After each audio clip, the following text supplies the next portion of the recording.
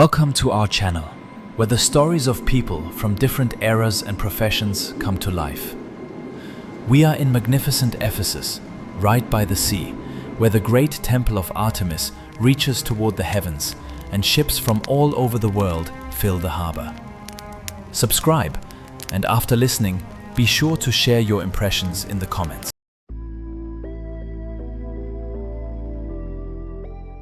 But the road always calls further. The days of fleeting luxury passed quickly, like a dream.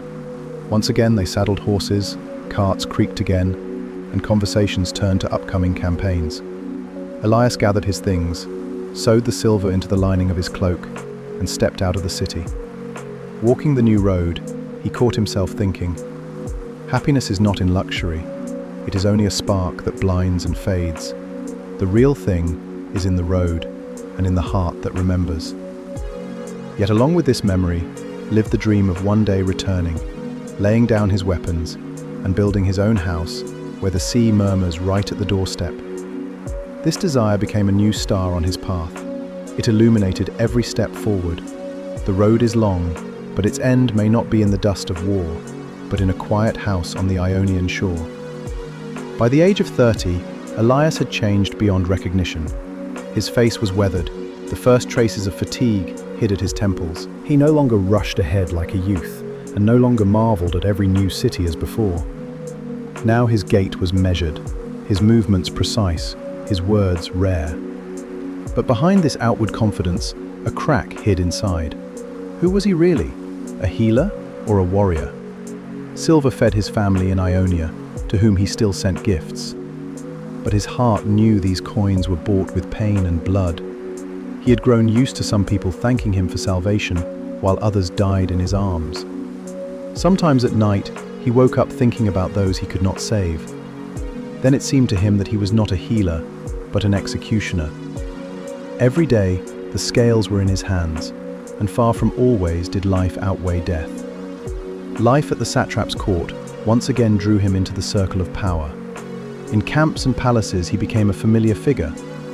Warriors knew him as the man whose infusions put people on their feet faster than prayers. The courtiers valued him for keeping silent and demanding nothing in return except permission to take dry herbs and a little wine for medicines. He lived as if between two worlds, one noisy, menacing, military, the other the world of herbs, infusions, and the struggle for every breath. But the turning point came suddenly. In the midst of a feast, when the satrap was celebrating another victory, dishes were brought out, cups overflowed with wine, flutists played loudly, and dancers swirled in bright clothes. Into this splendor, death burst in. One of the guests suddenly drew a short blade and rushed at the satrap.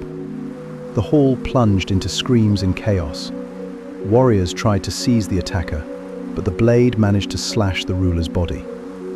Elias, sitting aside, rushed forward, not with a sword, but with hands accustomed to healing. He shielded the satrap with his body, and with another movement, struck the enemy with a jug of wine, knocking him down. Immediately the guard's blades finished the assailant. The satrap was wounded in the side. Blood quickly soaked his clothes. Guards shouted, servants rushed about, but their haste only hindered. Elias calmly laid the ruler on the carpet, pulled out the dagger from the fabric, and pressed the wound. Everyone around froze. Wine, glitter, the smell of incense, all disappeared. Only silence and the steady flow of blood in his hands remained. He applied bandages, pressed with his palm, gave commands as if everyone were his apprentices. And for the first time in many years, he felt strength. Not the strength of the sword or silver, but the strength of hands that held life more firmly than power and fear. While he worked, his thoughts were cold and precise. The wound was not fatal, but it required knowledge and diligence. When at last the satrap's breathing evened out and people around sighed with relief, only then did he allow himself a tired shiver. The incident made him famous at court. No one spoke loudly, but whispers in the halls pronounced, "The Hellenes saved the satrap." Rumors are always stronger than truth, and so his figure became larger than he himself wanted. Some respected him, others avoided him, fearing that the stranger had gained too much trust. But inside, he thought of something else. How could it be that he, a healer, found himself where a warrior should have been? Why did his life unfold as if he was constantly standing between the knife and the bandage? The old torment awoke in him again.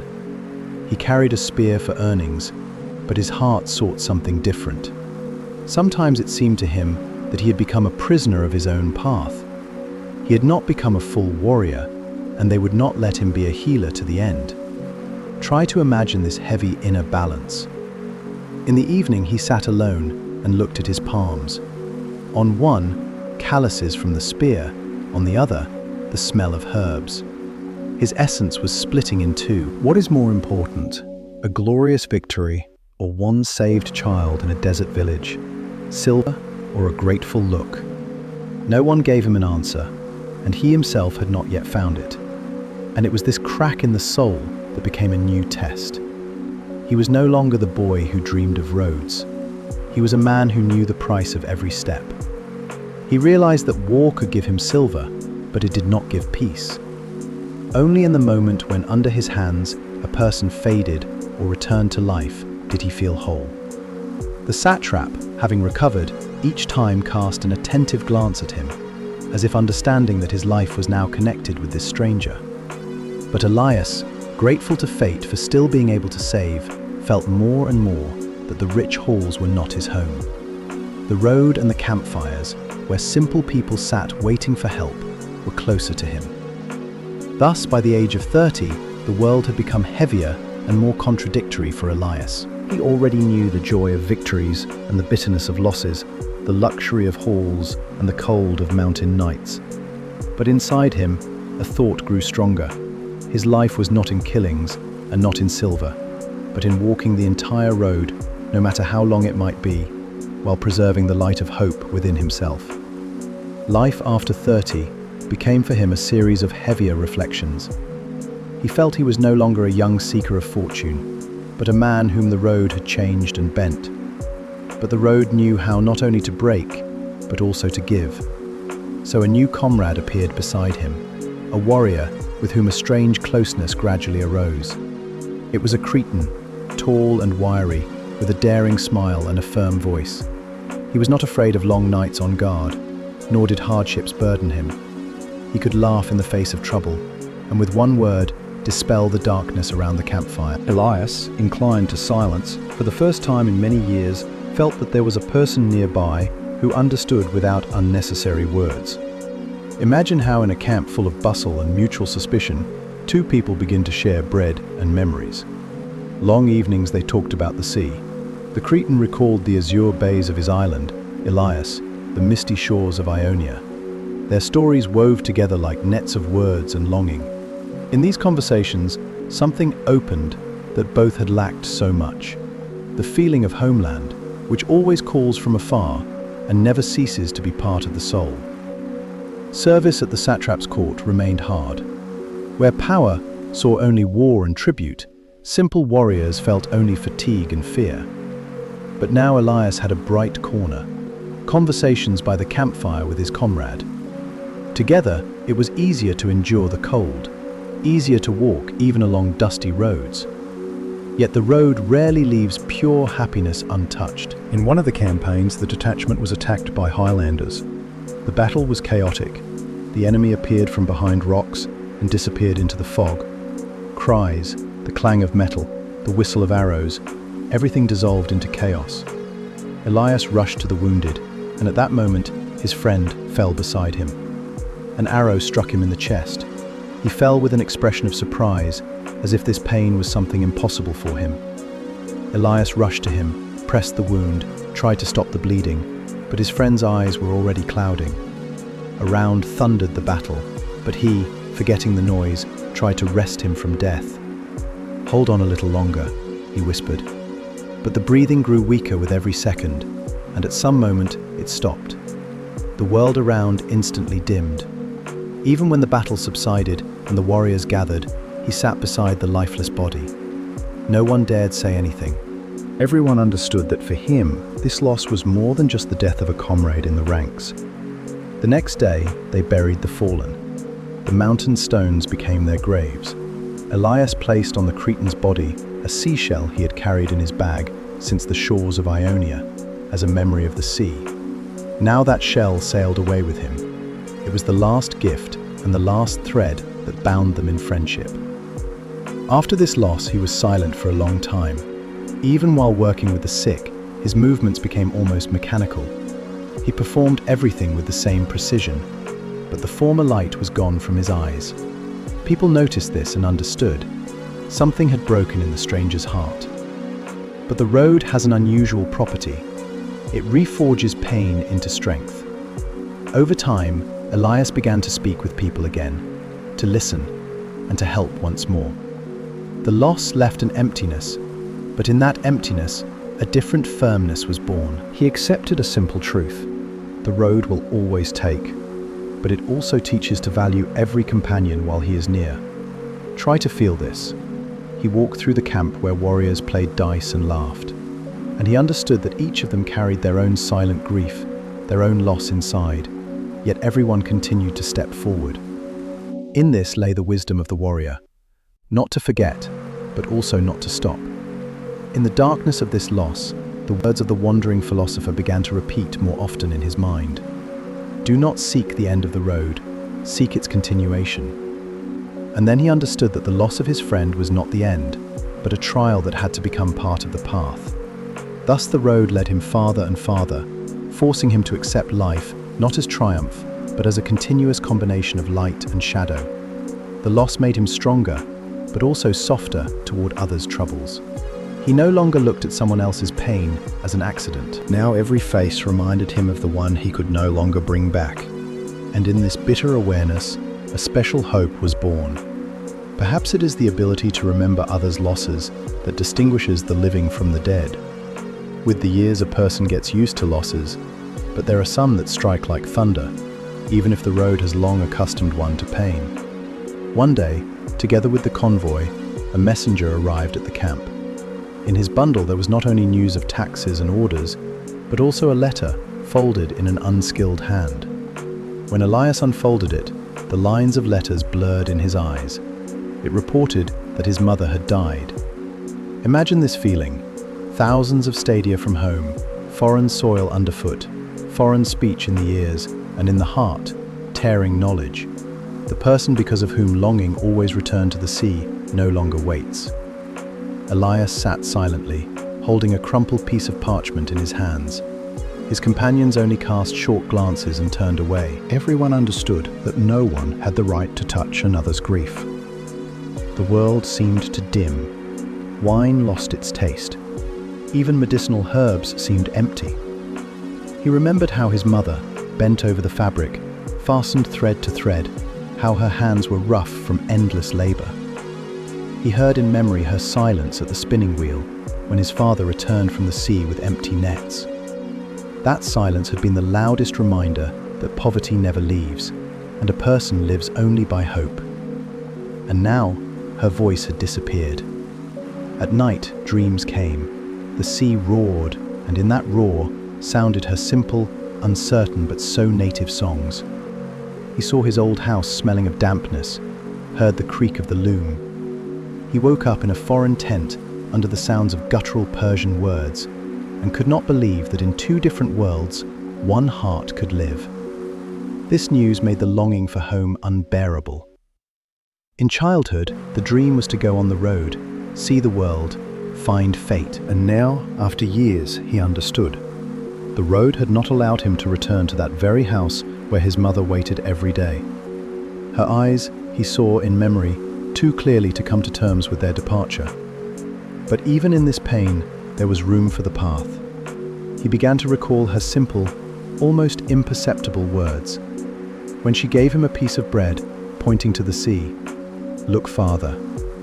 When he first treated a comrade in childhood, and she watched silently, but with quiet pride, all that had seemed ordinary now came alive in his memory as instruction.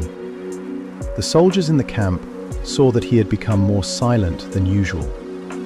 He did not sing when others tried to drown out the longing, did not sit down to play dice. But in a strange way, this silence did not push him away from people, but brought him closer. They came to him without asking for words.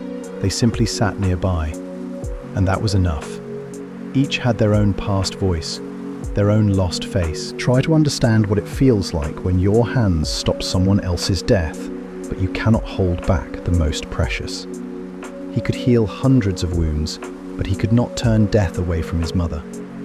In this lay the strange and bitter paradox of his path. And yet the road continued. Now it carried a heavy anchor that bound the heart. But paradoxically, it was this anchor that strengthened his steps.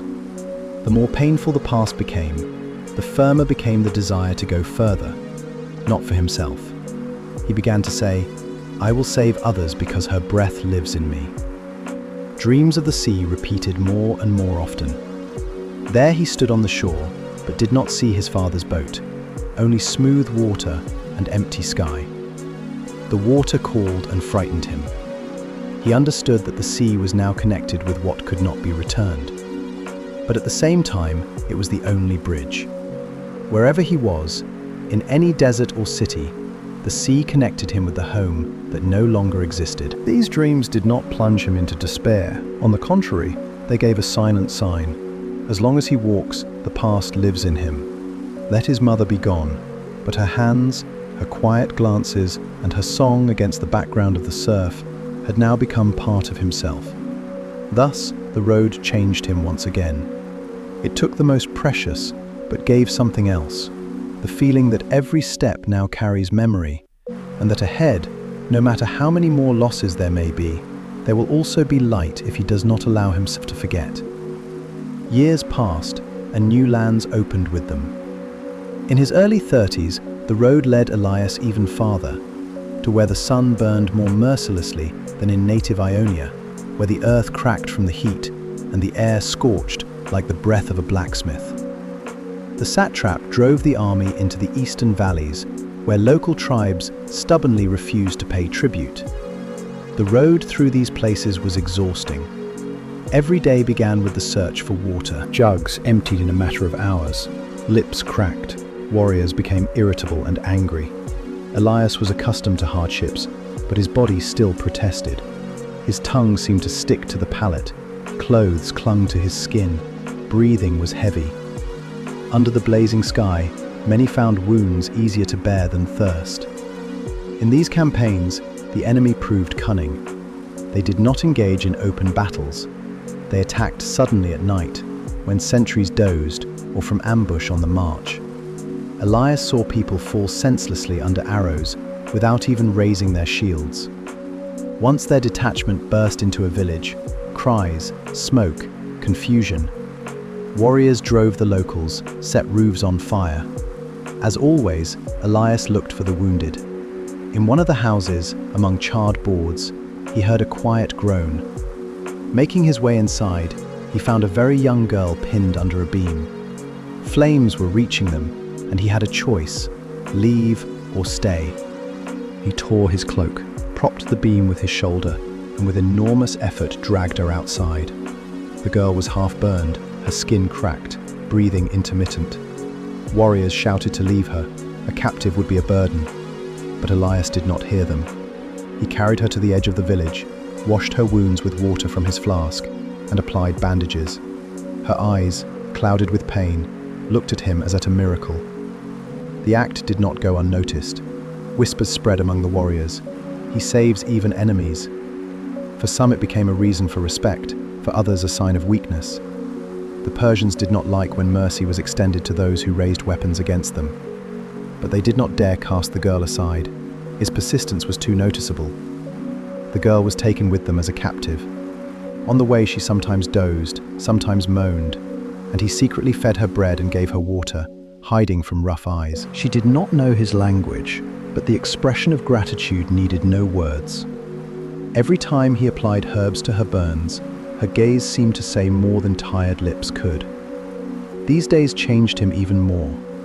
For the first time, he clearly felt that his road did not belong to the satrap, did not belong to silver, and did not even belong to war.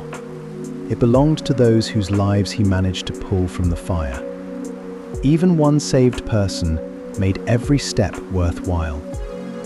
But good often comes with another price. A few weeks later, the detachment was attacked again. Among the slain enemies, one of the survivors recognized the girl. It turned out she was the daughter of the tribe's elder. The news spread like lightning.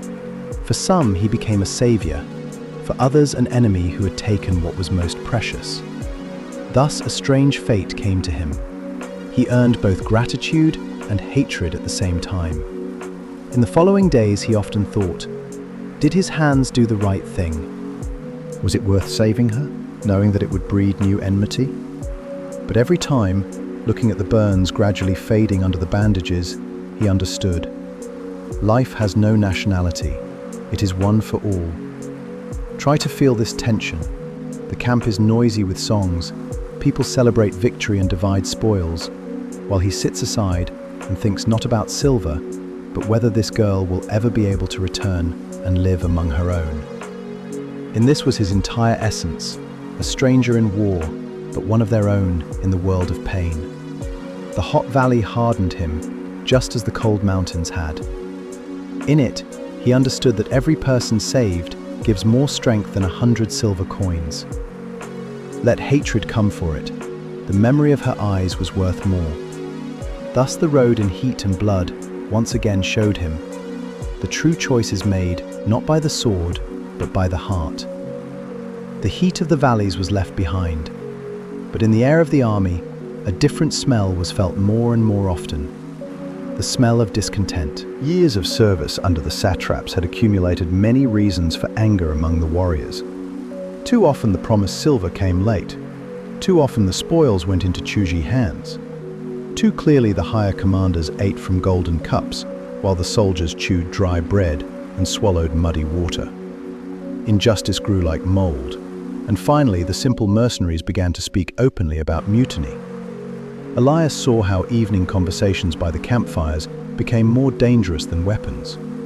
At first, only complaints and bitter laughter, then proposals to take what was theirs by force. The army became unstable. Every day could turn into fraternal slaughter between comrades and the satrap's guards. He felt the growing confusion.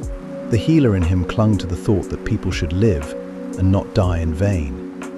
But the warrior in him understood that mutiny is a step from which there is no return. Too much had accumulated in these people. Too long they had been oppressed. Too clearly they had seen the shine of others' prosperity. Suddenly, he himself, who received silver for hands that worked miracles, felt as if he were placed between two walls. To serve a power that was alien, or to share the fate of those who lived nearby in sweat and blood. One day the tension broke. At dawn cries rang out in the camp, and the warriors grabbed spears, not against an external enemy, but against their own guards.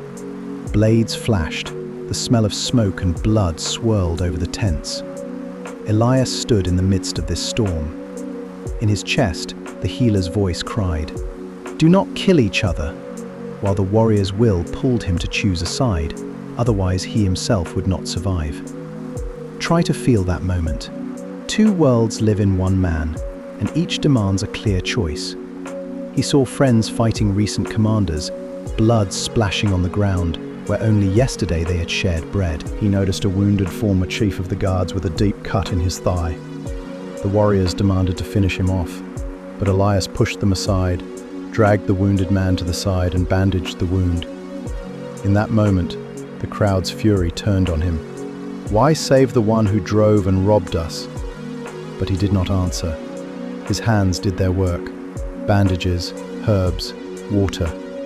He saved the one his heart told him to save, even though reason whispered it was dangerous.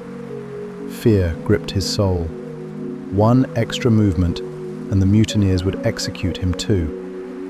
But the miracle was that no one dared stop him. Silently, tensely, but people watched and understood. There is a boundary that even in mutiny is better not to cross. By evening, the camp already breathed under different laws. The satrap had fled, his guard was killed or dispersed. The warriors felt like true masters. They shouted, sang, divided the goods. But at the same time, a heavy knowledge hung in the air. Now they had gone against power. There was no way back. Elias felt he had lost his place even more. Among the Persians, he was a stranger. Among the mutineers, also a stranger, because his hands chose not the side of war, but the side of life. He understood that his road had become finally more complicated. Now he was not simply a mercenary and not simply a healer. He had become a witness that a person can be both part of something and apart from it, and still remain himself. At night he sat on an overturned shield. Around him thundered drunken voices. In his heart sounded only one thing. Is this the meaning of the path? In fear and blood of some for the greed of others. Involuntarily he returned to the words of the wandering philosopher. The meaning is in the road itself, not in its victories. Then he quietly said to himself, my road is about saving, not about dividing power. And this simple recognition gave him strength. Let the world collapse around him. He suddenly felt inner order. Yes, he was among the mutiny. Yes, mad joy roared around, but his path remained firm. His hands knew their work. And wherever he found himself tomorrow, with the satrap or with the fugitives, his road remained the same, to give hope where it seemed there was none. That night became a new line in his life. Elias understood that the road is in many ways longer than war itself, precisely because war always ends in victory or defeat, while his path is in every day, and it has no end. After the mutiny, everything crumbled like a clay jug fallen on stones. Yesterday there was still an army, orders, commanders' shouts. Today, only a broken camp remained, abandoned tents everywhere, charred arrows and scattered groups of people, each choosing his own path. Someone went into the steppes with loot, someone sought a new detachment, and someone settled in villages with stolen goods. Elias remained alone. He did not want to go with those who hurried to turn into a gang, nor with those who dreamed of putting a sword to a new ruler. Instead of noisy tables and battle songs, he had only a bag with herbs, a knife with simple handles, and a heart filled with fatigue. The road returned to his life once more. This time, without banners and without orders, just a dusty path ahead. The days of solitary wandering were a completely different experience. Now he walked, not in the ranks of warriors, but by himself. He ate bread bought from a peasant, or what was given in exchange for help. His hands became healing again, without military shine. Wherever he appeared, in a village at the foot of the hills, at an inn, by a caravan road, there was always someone who called him to a sick person. The ordinariness of these days sounded quieter than the blows of swords, but there was something special in it. He treated children from fever, helped an old man after an injury, bandaged a shepherd whose goats had broken his leg. People in the villages looked at him with gratitude, but also with caution. A wanderer always inspires distrust. They did not know where his land was or where he would go tomorrow, and therefore treated him as a useful but alien shadow. Try to imagine a night on the road. No camp noise, no comrades' songs, only a lonely campfire, the creak of insects, the distant howl of a jackal. He sat with his cloak under his shoulders, looked at the fire, and thought that the road had now become a mirror of his soul. Empty, boundless, but alive. Sometimes he caught in the stars the outline of his native bay, as if the heavens themselves reminded him of the sea. The silver that remained with him melted slowly, and he learned to live with little. But it was the little that became wealth. A mug of water after a hot day, warm bread from a hostess who was afraid of him, but still gave him shelter in the barn. In these little things, the very truth of existence came alive. Life is made not only of victories, but also of simple breathing and kindness. Once he came to a village where a fever was raging. People had already lost hope, and a new face among them was met with wariness. But he stayed, lit smoke from herbs, gave them to drink, and helped until the fever subsided. Several people died, but many survived. In the morning, the village elder looked at him thoughtfully and said, "You are alone, but you are more useful to us than 10 warriors." This was a new kind of recognition. without loud cries or minted orders, just the words of a village man behind which truth was felt. He began to notice that the road without an army brought him closer to himself. No commanders gave orders, no one demanded to go into battle. Only the choice, to stay or leave, to help or turn away. The weight of such freedom was great, but it was precisely this that for the first time made him realize he was not just a mercenary. He had become a wanderer, a healer, a man whose essence was in the road itself, not in the goal. And yet the longing did not release him. At night in his sleep, he heard his mother's voice and the noise of the sea, remembered his fallen comrades and his Cretan friend, the girl with burns. These faces came one after another, as if the road carried within itself not only the living, but also the shadows of the dead. And then he asked himself, how much longer must I walk with this burden? There was no answer, but his feet kept making steps, one after another. More than once, women in some villages, when the sick got better, offered him to stay and become part of their life. But he felt he was not ready. Inside lived a force that drove him onward, as if fate whispered, "Your path is not yet finished." To stop would mean to betray everything he had lived through. So he walked on, remaining on the road, without an army, without power, and without loud victories. But it was these quiet and unnoticeable days that became the most important in his formation. They showed that even in solitude, the road continues to live, and hope can still be born in it.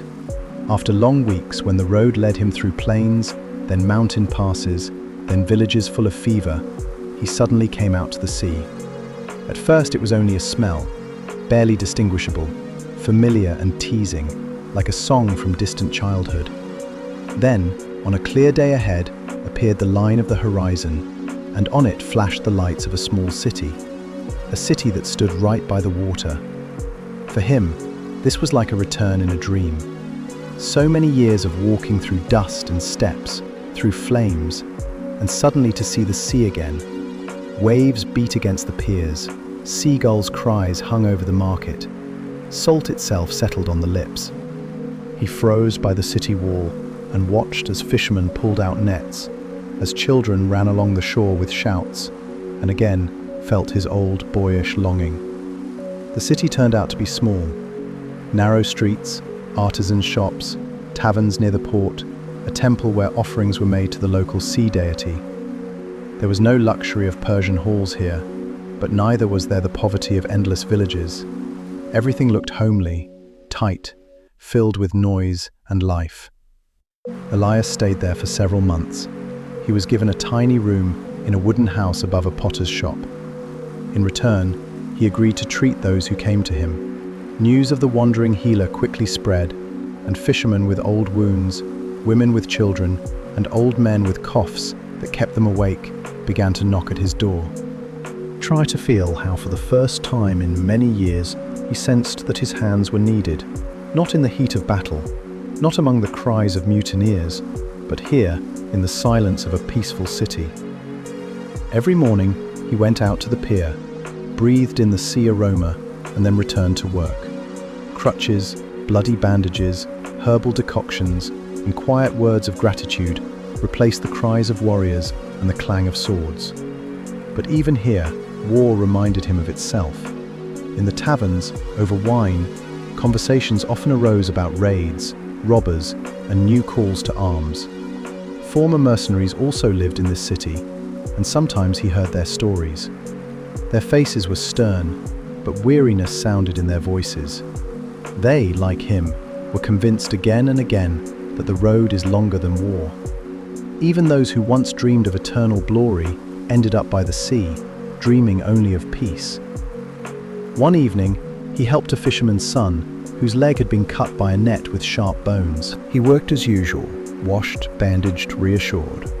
The boy smiled at him and said, "Now I can run to the sea again." In that moment, Elias understood how different a feeling simple life, far from campaigns, gives. No victory pleased him as much as these words. Life in this city became like a rest. But it was rest not from hard work, but from constant anxiety. In the morning, He was awakened by the sound of waves. During the day, the sick came to him. In the evening, he listened to the markets humming under his windows. And for the first time in many years, he felt not only the loneliness of the road, but something similar to home. True, it was a temporary shelter, not a place where one could stay forever. He understood the nature of his fate too well.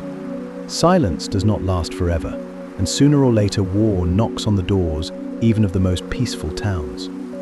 Inside him arose a strange feeling of duality. One part dreamed of staying, to heal, live among honest fishermen, listen to children's laughter, breathe the sea. The other part reached for the road. You are a wanderer, do not pretend. He could not decide who he was, a healer of a quiet haven or a healer of the road. There, where his mother had once died and where war had taken his friends, life still pulled him forward like a wave, pulling sand back into the sea. One night he went out to the pier. The wind cooled his face, and in the darkness boats splashed. Maybe stay, he thought, but then he remembered everything he had lived through: mountain nights, his Cretan friend, the words of the philosopher, the girl with burns. All these faces lived inside him, and their whispers said, "You cannot stop." And then he understood. Even if he had found a quiet harbor, it was only a halt, not the end. His path still called him forward. And if the road is longer than war, then perhaps it is longer than any peace. The months in the quiet coastal city seemed like a dream, but every dream sooner or later dissipates. One day news burst into the square.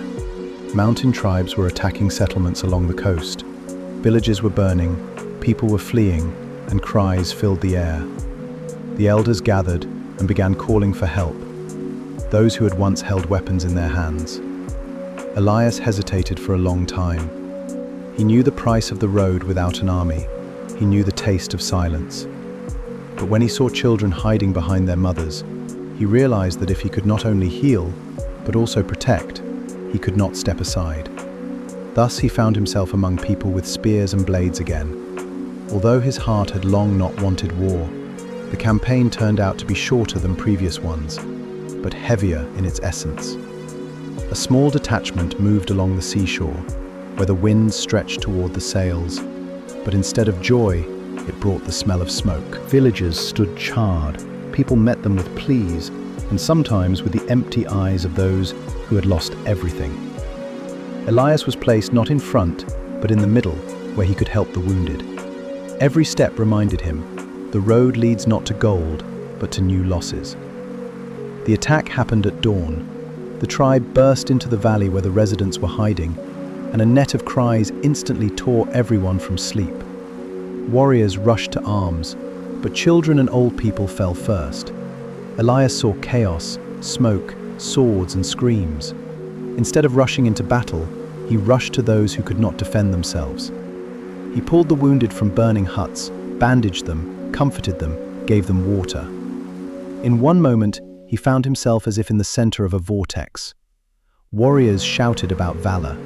The enemy flew in waves, while he, bending down, pulled a woman with a child from the fire. When others were cutting, he led out of the village those who had no shield. Try to imagine how strange his figure looked. In one hand a knife, but not a battle one, cutting bandages.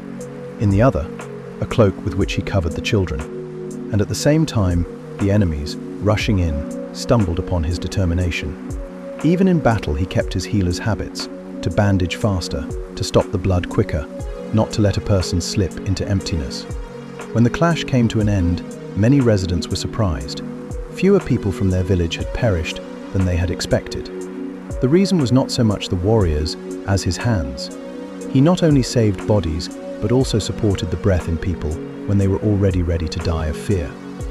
The warriors after the battle said, "You fight differently," and it sounded like recognition.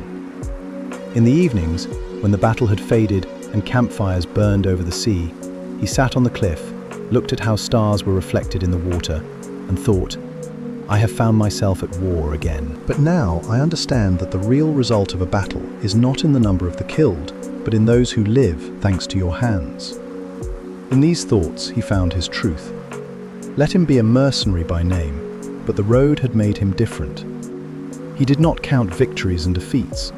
He kept the faces of people he had saved. There were many of them, more than he could ever remember. But all of them were the background of his path, like stones from which a trail is laid. After this campaign, he was wounded.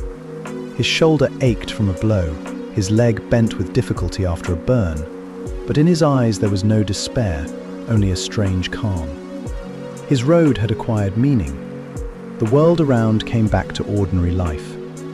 People repaired houses, shouted in the market, children ran by the campfires, and every time someone smiled at him in gratitude, he understood that even if more wars awaited ahead, his purpose was already clear.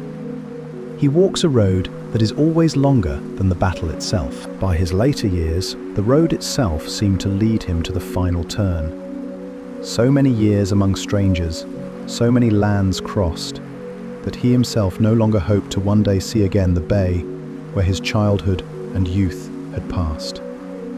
But one day, fate led him westward, and in his chest, a familiar smell of salt spread, stronger with every step. The sea met him as suddenly as many years ago in an unfamiliar city.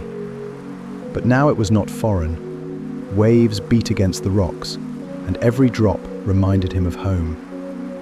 On the horizon appeared the white gleam of Ionian settlements. He stopped and breathed in. The salty wind smelled of long-past youth and of what would never return. His native places accepted him silently.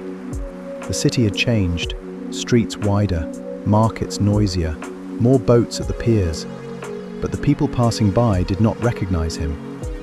New faces, unfamiliar voices, and even the laughter of boys at the pier was different. He felt he had become a stranger among his own. Approaching the house where his family once lived, he saw a different roof. In place of the old hut with a clay floor stood a solid house of another family. His mother had died, his father had long gone to the sea. Neighbors told him briefly, "Time has passed, and everything has changed." He nodded and left, unable to say a word. Try to imagine this feeling. You stand where every stone and every path was yours, and now everything seems the same, yet at the same time, alien. He seemed to have entered not the past, but another world where he himself had never existed. He settled on the outskirts, a small hut, the smell of a campfire, and a simple life. That was what he managed to find. People gradually learned about the wandering healer and began bringing their sick. He treated again, now on his native land. But the feeling remained paradoxical. He was here, yet at the same time he no longer belonged. His speech sounded somehow foreign. His gaze was full of roads and lands no one here had heard of. At night, he went out to the sea, sat on the rocks, and listened to the sound of the surf. In these sounds, the past intertwined with the present. Here, where he once dreamed of going beyond the horizon, he returned as a wanderer, scarred by the road. Now his childhood dreams seemed like a bright echo. He looked at them with tenderness, but also with sadness. After all, it was they that had taken him so far. People in the settlement at first kept their distance, calling him the man who had seen Persian lands, a stranger from the satrap's service. But then, when he helped with difficult births, when he brought down children's fevers, when he pulled fishermen from the storm, their attitude changed. He was no longer called a stranger, but he remained only half his own. Too much in him now differed, his gait, his gaze, even his silence. Once a boy approached him, leading a wounded dog, and asked, "Help." Elias treated the bite, bandaged it. The dog whimpered, but survived. When the boy smiled and said, "You saved not only him, but me too," Elias understood that even here, among alienation, there are points of contact. People did not need his past. They needed only the present, hands that knew how to help. But the longing still remained. He noticed that his heart could no longer live only on memories of his native land. It demanded continuation, demanded the road. Now he looked at the surf, not as the final goal, but as a starting point. If the sea had once called him to leave, now it taught him. Returning is also part of the path. Thus came a strange time. He settled on the land, but in his soul he remained a wanderer. In every wave, he heard echoes of his own steps and understood that sea foam washes away footprints in the sand, but the road inside a person is never washed away. Life on the native land, which he had seen in dreams for so many years, turned out to be different from what he had imagined during the campaigns. Now he was over 40, and fatigue showed in his eyes, but his body still held strength. In the seaside village he lived on the outskirts, in a small house he had built himself of stone and wood. His life now consisted of simple rhythms: treating neighbors, gathering herbs in the hills, repairing the roof, carrying water. Everything seemed calmer than decades ago, but inside, the feeling did not leave. The road is not yet finished. Neighbors treated him with respect, but with a shade of caution. They knew this man had wandered far, lived at Persian satraps' courts, seen the storms of wars and foreign lands. Next to him, they felt as if a foreign shadow lingered. He was with them, and at the same time, a little apart. This happens when one person's experience is too great to be fully shared with others. Sometimes he sat by the sea and watched the boys playing on the shore, throwing stones into the water. In their laughter, he heard an echo of his own childhood. The dreams that once drove him away had returned in a different way. Back then, he dreamed of going where cities shone and silver flowed. Now he knew the price of silver, and that cities often shine with someone else's misfortune. But he did not renounce the roads he had walked. They had made him who he was. Try to feel this state. A man sits on the shore, looks at the line of the horizon, and understands that half his life has passed beyond that line. He returned, but at the same time, he is still walking, because the road is not in the feet, but in the heart. War ends, dust settles, but the road continues as a long shadow inside the soul. He often helped not only his neighbors, but also people from other settlements. To guests who came from afar, he never asked questions. Where from? Why? He simply treated them and saw them off further. In this he saw not only duty, but meaning. It seemed to him that his life had now become a bridge between different fates. But sometimes at night, he would get up and go to the rocks. There he sat, listening to the roar of waves crashing against stone, and suddenly felt fear.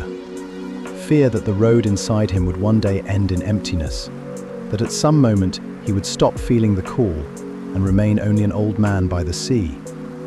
This fear was subtle and almost inexpressible, but it was precisely what did not let him completely dissolve into village life. One day, a young warrior came from a neighboring village. He had been wounded in a skirmish with robbers. Elias treated his wound, and in delirium, the youth spoke of glory, of dreams to see the world, to get to know new countries, gold, and heroes. Elias looked at him and saw himself. That boy who once left the bay, the same eyes, the same impatience with the narrow streets.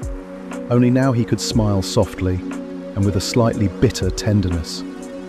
Here it is, the change of generations. In every new young heart, there will be its own road. And in that moment, he understood that his own path was not only in the lives he saved, not only in dozens of marches and wounded comrades. His path was also in preserving the memory of this road.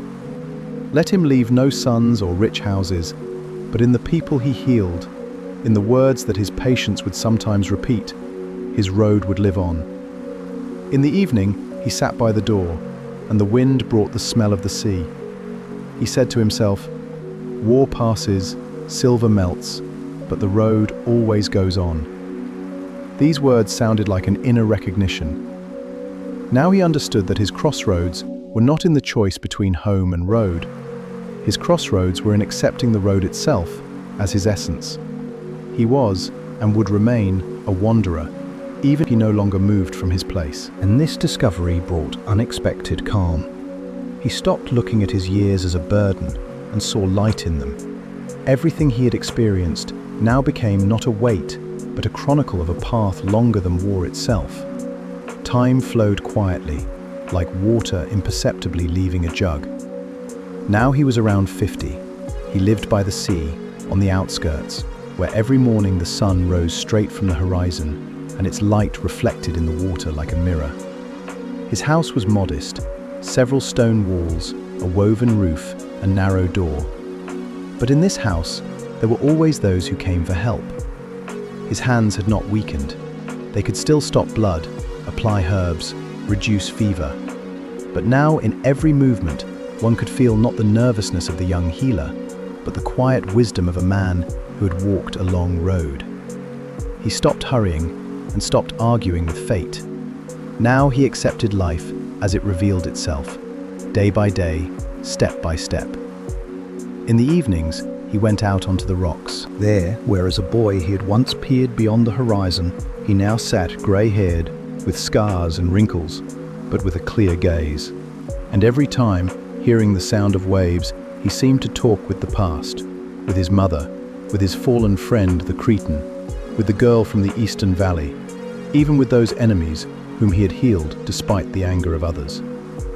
All of them lived in him not as a heavy burden, but as threads that had woven his road into a single whole fabric. Try to see this picture: waves endlessly running to the shore, and a man who realized he himself had become like the sea. Its shore changes, people change, but the crossroads is always the same: to go forward. In childhood, it seemed to him that the road would lead to glory; in youth, that it would give silver; in maturity, that it would grant peace. But the truth turned out to be softer and deeper. The road did not end with anything except himself. He no longer dreamed of distant wars and wanderings. There was no longer that thirst that drives young men. But there was also no fatigue, only peaceful acceptance. In every morning he saw a gift. When someone knocked on his door, he received people with ordinary cares: a sick child, an old man's cough, a fisherman's dislocated arm. And every time his heart understood that the entire road had been for the sake of such moments. The neighbors had long stopped seeing him as a stranger. He became part of this land not because he was born here, but because he returned and stayed. They greeted him quietly, as one greets a tree by the road, steadily and reliably. In this lay his reward. At night he sat by the shore and thought, war is always shorter than the road, because war sooner or later ends, while the road continues in memories, in people, in life. What else goes further? He often whispered to himself, the road is longer than war. These words became the only conclusion he drew from decades of wanderings. And in these words there was neither bitterness nor weariness. On the contrary, they carried quiet confidence. Is it bad that life is longer than death? That memory is longer than oblivion? That the road goes on when battles fall silent? One day, a teenager with shining eyes approached him and asked, "You have been far away. Tell me what you saw." He smiled and remained silent for a while. Then he said only one phrase. "Remember, no matter where you go, the main thing is that your hands lead to life." He understood that he no longer had to tell everything in detail. Let the new generation find their own paths, just as he once left beyond the horizon. And in this last period of life, there lived in him not longing, but bright silence. The future seemed soft, like an evening sea in calm. He looked at the setting sun painting the water in golden reflections, and believed that even if his own road was approaching its sunset, there would still be another dawn ahead, perhaps not for him, but for those who would follow. Thus his path came to an end, not in a victorious procession, not in the luxury of halls, but in the silence by his native sea, among people whose lives he had helped preserve. And in this silence lay the best reward, the realization that the road had been longer than war, and that it continued as light in the fates of others. Nieожиданный поворот. Many years later, when Elias had already become a quiet legend among the coastal villages, a young traveler arrived from distant eastern lands. He carried an old, worn bag of herbs and a simple knife. The young man approached the old healer's house, bowed low and said, "Grandfather, my mother once told me about a stranger who pulled her from the fire when she was a girl. She asked me to find you and give you this." In the young man's hands lay a small, carefully preserved seashell, the very one Elias had once placed on his Cretan friend's grave. The girl with burns had survived, returned to her people, and years later passed the story and the shell to her son. The young traveler had become a healer himself, walking the same road of mercy. Elias took the shell, smiled with tears in his eyes, and for the first time in many years felt that the road had truly come full circle. It was never only his. It had always belonged to everyone whose life it touched. And so, in the quiet whisper of the waves, the old healer understood the final truth. The longest road ends where new ones begin.